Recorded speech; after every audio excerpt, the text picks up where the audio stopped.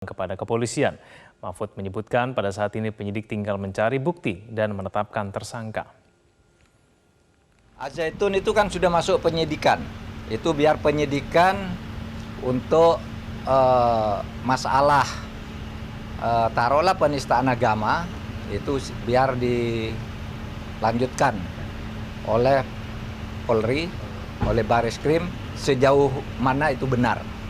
Karena sudah penyidikan, mestinya peristiwanya sudah ada. Dugaan peristiwa sudah ada, tinggal pelakunya siapa. Dan kita sudah bisa menduga pelakunya itu siapa sih?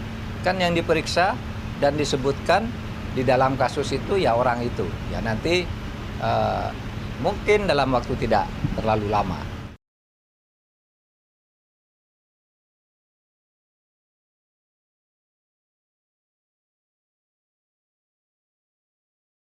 Hari ini Bareskrim Polri memeriksa sejumlah ahli dalam kasus Panji Gumilang. Keterangan ahli nantinya akan dipertimbangkan dalam gelar perkara untuk menentukan status hukum Panji Gumilang. Karopenmas Divisi Humas Polri menyatakan pihaknya akan memanggil sejumlah ahli sehubungan kasus dugaan penistaan agama, ujaran kebencian dan berita bohong yang diduga dilakukan oleh Panji Gumilang. Pemeriksaan ahli mulai dilakukan hari ini hingga besok Kamis 13 Juli 2023. Sejumlah ahli yang akan dihadirkan antara lain ahli agama Islam, ahli sosiologi, ahli bahasa, dan ahli ITE. Keterangan para ahli akan menjadi dasar penentuan status tersangka Panji Gumilang. Selain keterangan ahli, keterangan 19 saksi yang sebelumnya telah dihadirkan serta hasil pengujian bukti di Puslap Polri turut dipertimbangkan dalam gelar perkara untuk menentukan apakah Panji dapat ditetapkan sebagai tersangka atau tidak.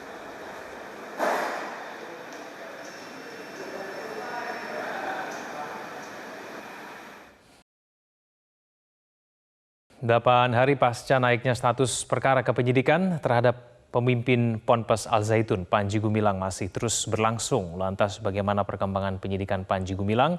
Informasi selengkapnya kita telah terhubung dengan jurnalis Metro TV Valeri Budianto langsung dari Bareskrim Polri. Valeri, kapan penyidik menetapkan tersangka dalam kasus ini?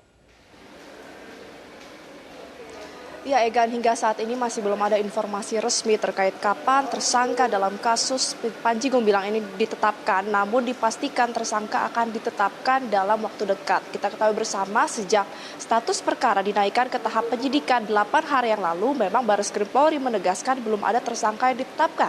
Sehingga status dari Panji Gumilang masih menjadi saksi terlapor. Mengapa demikian? Karena penyidik menilai masih perlu ada upaya hukum dan juga proses hukum yang dilakukan untuk memperkuat sangkaan pasal-pasal yang didukung dengan bukti-bukti yang kuat. Bukti yang kuat itu seperti apa? Yaitu minimal 2 alat bukti yang sah yang diakui dalam pasal 184 KUHP. Kerap menjadi pertanyaan mengapa minimal 2 alat bukti ini tidak kunjung dipenuhi. Padahal kalau kita lihat dari bukti yang dibawa oleh kedua pelapor, FAPP dan juga NI Crisis Center ini sudah ada lebih dari 15 bukti. Karena bukti yang dihadirkan merupakan barang bukti dan bukan alat bukti. Agar suatu barang bukti dapat menjadi alat bukti, maka sederhananya polisi harus memformilkan barang bukti tersebut.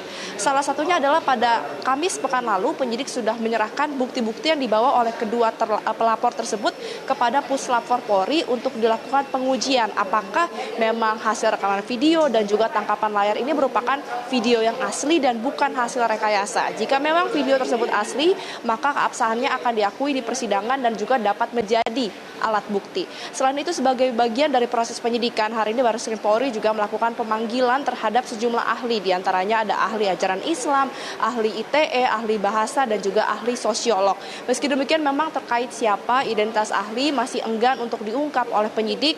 Tujuannya adalah agar para ahli ini dapat memberikan kesaksiannya secara lugas tanpa ada tekanan dan juga intervensi dari pihak manapun. Tapi sebenarnya kalau kita lihat dari pekan lalu, salah satu pelapor yaitu Ihsan Tanjung, Ketua FAPP, sudah sempat menyebut akan ada ahli ajaran Islam dan juga menyebut 3 nama, yaitu ada Ustadz Abdul Somad, Ustadz Hadi Hidayat, dan juga Habib Lutfi. Meski demikian, itu masih pernyataan sepihak dari Ihsan Tanjung yang belum dikonfirmasi kebenarannya oleh penyidik Bareskrim Polri. Saat ini saya sedang berada di pintu masuk Bareskrim Polri, sehingga memang jika benar ketiga ustadz tersebut menjadi ahli ajaran Islam, tentu kita akan melihat kehadirannya di sini. Untuk ahli-ahli lainnya juga kita akan sama-sama nantikan bagaimana proses pemeriksaan ahlinya dan juga kapan semua proses penyidikan ini rampung dan akan dilangsungkan gelar perkara untuk menentukan apakah Panji Gumilang dapat dijadikan tersangka atau tidak. Sementara demikian, Egan, kembali ke Anda di studio. Baik, terima kasih atas informasinya, Valerie Budianto.